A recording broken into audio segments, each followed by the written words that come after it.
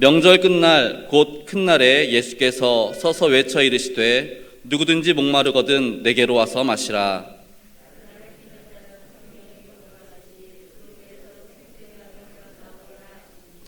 이는 그를 믿는 자들이 받을 성령을 가리켜 말씀하신 것이라. 예수께서 아직 영광을 받지 않으셨으므로 성령이 아직 그들에게 계시지 아니하시더라.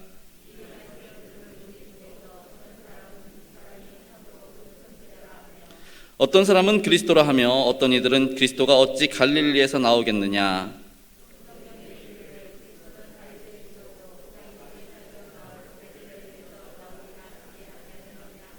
예수로 말미암아 무리 중에서 쟁론이 되니 그 중에는 그를 잡고자 하는 자들도 있으나 손을 대는 자가 없었더라.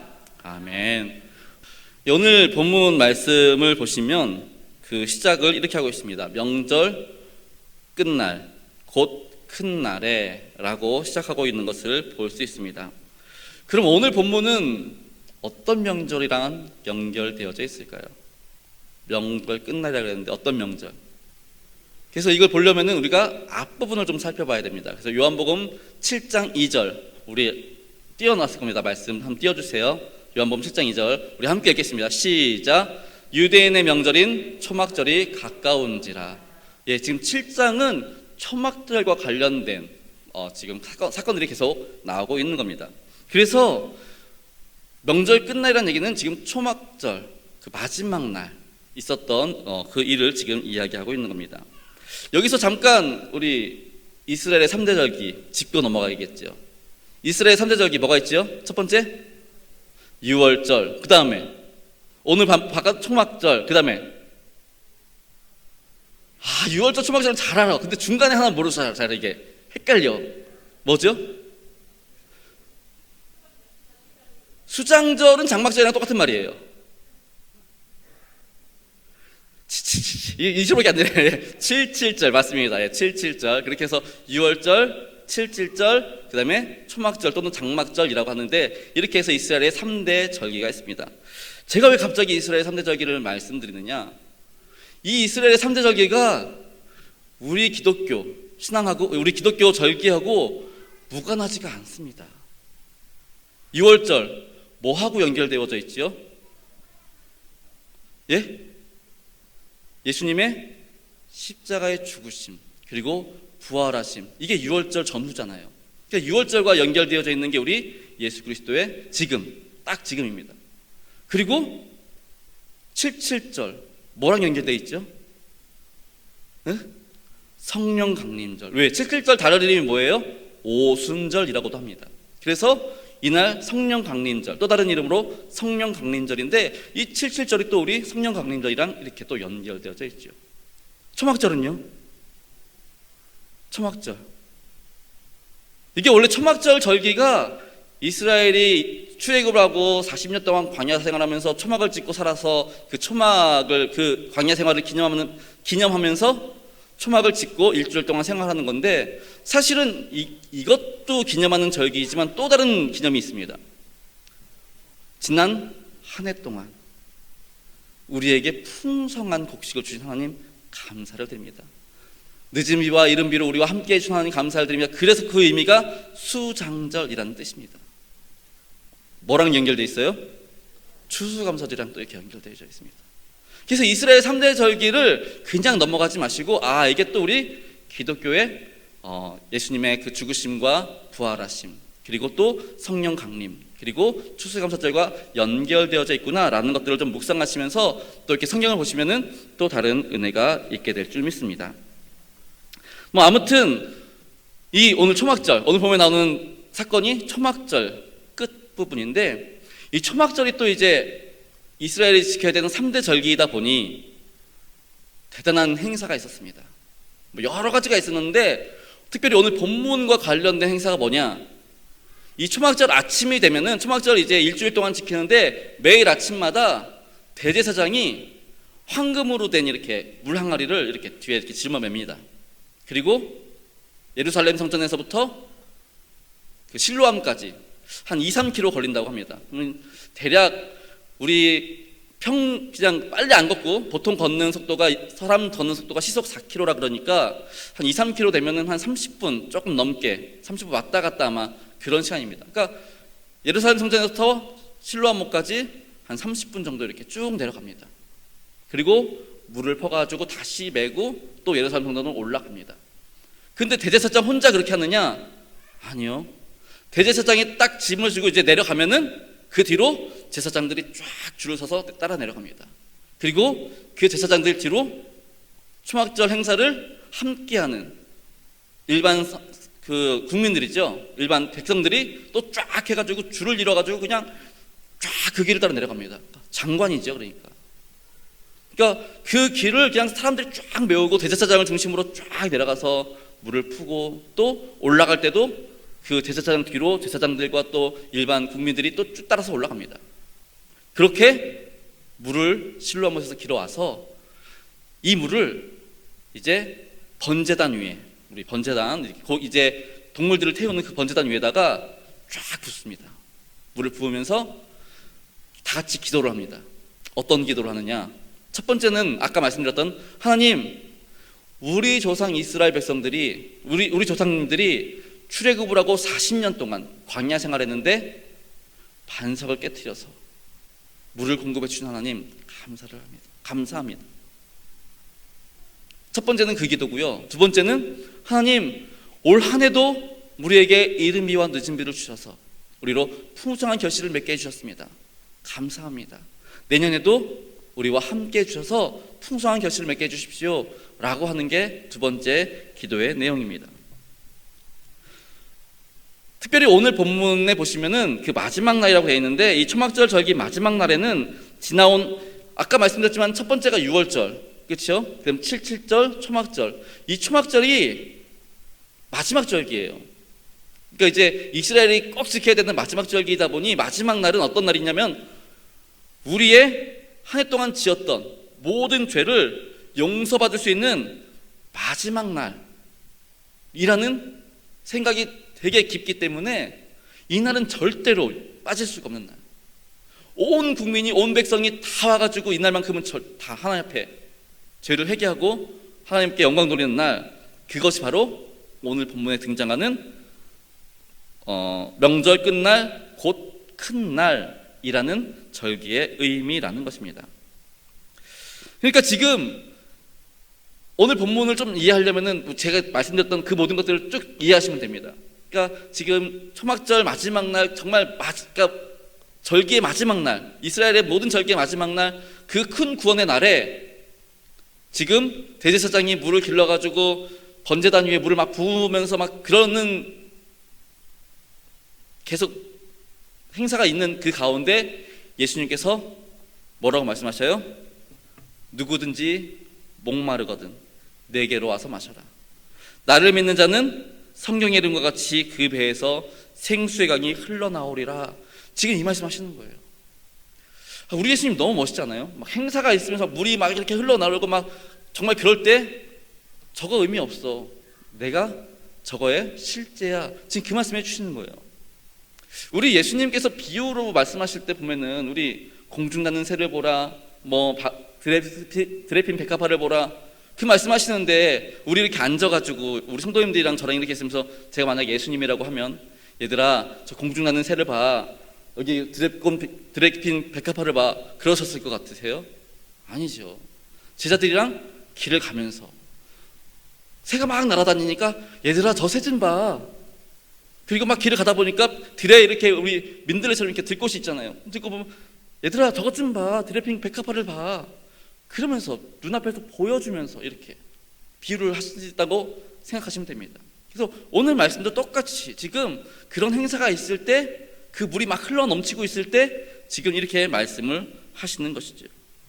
그래서 오늘 본문 예수님께서 이 말씀을 하실 때 누구든지 목마르거든 내게로 와서 마시라. 나를 믿는 자는 성경의 이름과 같이 그 배에서 생수의 강이 흘러나오리라. 이 말씀을 하실 때 우리는 두 가지 이미지를 좀 생각해 봐야 합니다.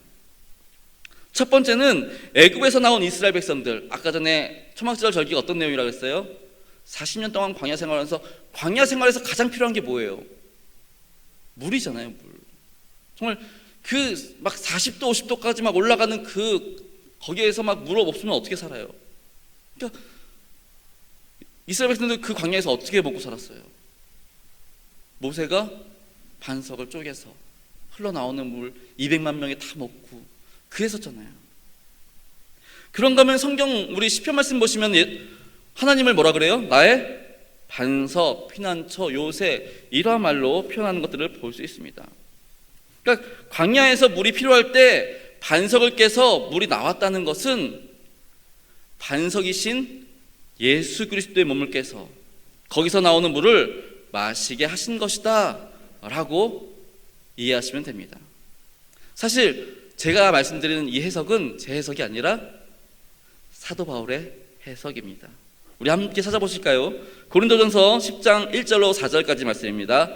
우리 앞에 띄워놓을 겁니다. 고린도전서 10장 1절로 4절 말씀 우리 함께 읽겠습니다. 시작. 형제들아, 나는 너희가 알지 못하기를 원하지 아니하노니 우리 조상들이 다 구름 아래에 있고 바다 가운데로 지나며 모세에게 속하여 다 구름과 바다에서 세례를 받고 다 같은 신령한 음식을 먹으며 다 같은 신령한 음료를 마셨으니 이는 그들을 따르는 신령한 반석으로부터 마셨음에 그 반석은 곧 그리스도시라. 아멘. 그 반석이 누구라고요? 그리스도시라. 그러니까 광야에서 반석을 깨서 물을 마셨다는 얘기는 예수 그리스도의 몸을 깨서 물을 마셨다. 신약에서는 그 뜻이다. 지금 사도 바울은 그 이야기하고 있는 겁니다. 좀 더 구체적으로 말씀드리면 우리 찬양 예수님의 고난에 대해서 계속 찬양 불렀잖아요. 예수님께서 십자가에 못 박혀 돌아가실 때 그분의 옆구리에 창이 찔리시면서 그 창 옆구리에서 물과 피를 다 쏟으셨습니다. 바울은 지금 예수님께서 쏟으신 그 물과 피를 신령한 음료, 즉 생명의 물로 표현한 겁니다. 그러니까 예수님이라는 반석이 그 창에 의해서 깨어지면서 거기서 나오는 물과 피, 이것이 바로 우리에게 생명의 물이다. 사도 바울은 지금 이렇게 말씀하는 것이지요. 두 번째 기억해야 될 이미지가 있습니다. 에스겔 47장에 나오는 성전 문지방 밑에서 물이 흘러나오는 내용입니다. 우리 아시지요? 성전 문지방에서 어떻게 나와요? 물이 졸졸졸졸 흘러나옵니다. 처음 줄을 잡고 천척을 측량한 후에 그 물을 건널 때에는 물이 어느 정도? 처음에 발목까지, 그리고 다시 천척을 측량한 후에 또 그 물을 건넜던 이번에는 어디까지? 무릎까지. 그리고 또 천척을 측량한 후에 그 물을 건넜는데 이번에는 어디까지? 허리까지. 그 다음에는 어디까지요? 가득해서 헤엄치고 다닐 정도로. 그 다음엔 어떻게 해요? 능히 건너지 못할 정도의 강이 되었다라고 에스겔 40장은 말씀하고 있습니다. 그 강물이 어디서부터 시작됐대요? 성전 문지방에서부터. 그리고 그 흘러나오는 물이 바다로 들어갔는데 그 바다에 있는 생물들이 어떻게 됐대요? 살아나더래요. 우리 이번에도 한번 말씀 같이 읽어보겠습니다. 에스겔 47장 9절로 12절 말씀, 우리 에스겔 47장 9절로 12절 말씀 우리 함께 읽겠습니다. 시작. 이 강물이 이르는 곳마다 번성하는 모든 샘물이 살고 또 고기가 심이 많으리니 이 물이 흘러 들어가므로 바닷물이 되살아나겠고 이 강이 이르는 그곳에 모든 것이 살 것이며 또 이 강가에 어부가 설 것이니 엔게디에서부터 에네글라임까지 그 물 짓는 곳이 될 것이라. 그 고기가 각기의 종류를 따라 큰 바다의 고기같이 심이 많으려니와 그 진펄과 개펄은 되살아나지 못하고 소금 땅이 될 것이며 강 좌우가에는 각종 먹을 과실나무가 자라서 그 잎이 시들지 아니하며 열매가 끊이지 아니하고 달마다 새 열매를 맺으리니 그 물이 성소를 통하여 나옴이라. 그 열매는 먹을만하고 그 잎사귀는 약 재료가 되리라. 아멘.